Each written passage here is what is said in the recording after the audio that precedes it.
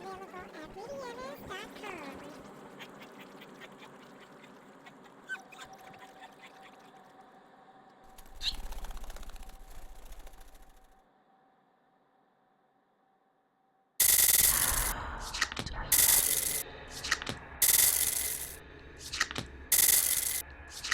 Hi there, Sagittarius. This is your monthly reading for the month of December 2015.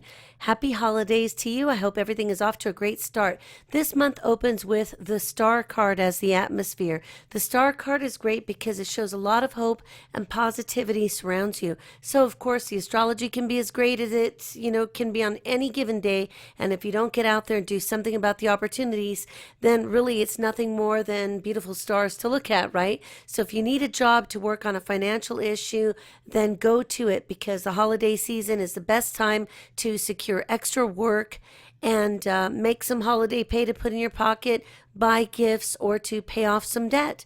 The reason why this emphasis on finance is important to note at the beginning of the month, because it seems to be that toward the end of the month around Christmas Day that you're really over focused on the finances. So I don't believe it's an issue of lack. I believe that it is more about an inability to make sense of where the money should come from. You might just be thinking on linear terms of, well, if I get my paycheck and I skip this bill, I'll have this money. Or if I don't have any money issues, if I orchestrate this meeting with this person at this time, they'll appreciate me because of the gifts that I give them, which isn't really realistic. Either people appreciate you or they don't. So I believe that the main issue here is to ensure that as the month opens, that you understand that anything that you do for yourself first to improve your circumstances and then to help your family out or your friends to make things pleasant and or more appropriate for them.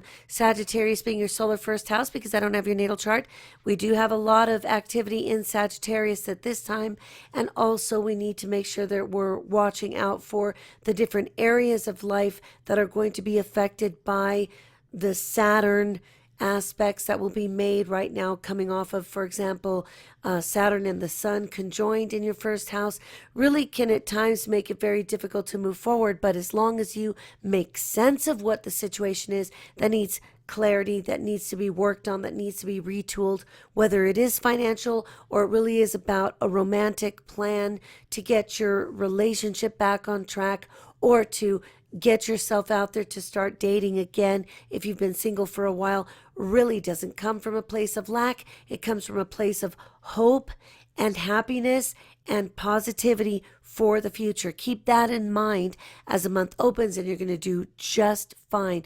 Week 2, we have the Five of Wands in reverse. So it looks like there has been a level of either controversy or real actual arguing on the family level in the home environment. For a very small group of you, it could be that your romantic relationships are becoming heated, and that being because of Aries being your solar fifth house and the astrological associations and conversations that that house will make during the month. So let water flow under the bridge. Let people have their opinions of what they think your situation or your actions have been motivated by. In the end, you can't make people believe what you think you've done for the right reasons if they're already averse to your choices to begin with. It just is part of what's might as well be gravy on the mashed potatoes. If people don't accept you just the way you are, even adding sweetness or gravy to the mix isn't going to make anybody else understand you. So suit yourself while you do the right thing, but keep the arguments and the kerfuffles to a minimum. Week 3, we have the Magician card, so I have full faith that you're going to be able to take this situation and transform it into whatever you need it to be. If there have been struggles at home on the home front or within family dynamics, fine.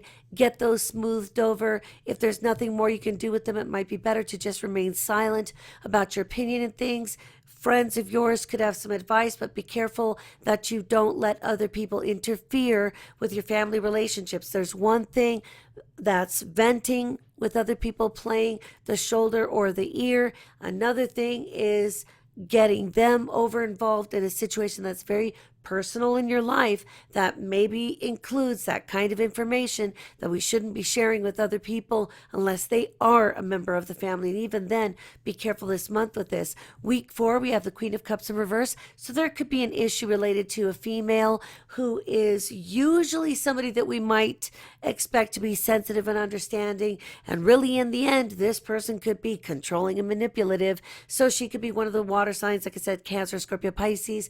And really, most definitely, the main issue with this woman is that she is controlling and manipulating somehow from behind the scenes, or even the way a marionette puppeteer would from above and behind the scenes. So keep your eye out for this person. I really wouldn't necessarily confront her, because what's the best that can come of this situation? You backhand her, and then you get in trouble, thrown in the clink overnight, and then have to answer to this and pay a fine and or restitution. Forget it. Not even worth it. Let it roll right off your back.